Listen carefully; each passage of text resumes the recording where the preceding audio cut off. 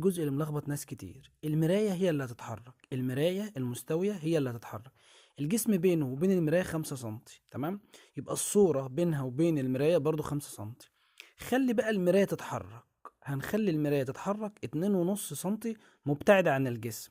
يبقى كان بينها وبين الجسم 5 سنتي واتحركت مبتعدة 2.5 سنتي. إذا بقى بين الجسم وبين المراية الجديدة في الوضع الجديد 7.5 سنتي، تمام؟ نقوم نقيس من المراية الجديدة كمان الناحية التانية 7.5 سنتي، منهم 2.5 اهمت، ونقيس كمان ايه 5. يبقى بين الجسم والمراية الجديدة كام؟ 7.5. إذا بين المراية الجديدة وبين الصورة 7.5. طب تعالى بص كده، هي المراية كانت اتحركت كام؟ 2.5 سنتي.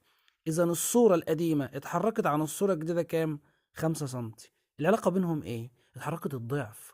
يبقى لما المراية تتحرك مسافة، الصورة تتحرك ضعفها. اما لما الجسم يتحرك مسافة، الصورة تتحرك نفس المسافة.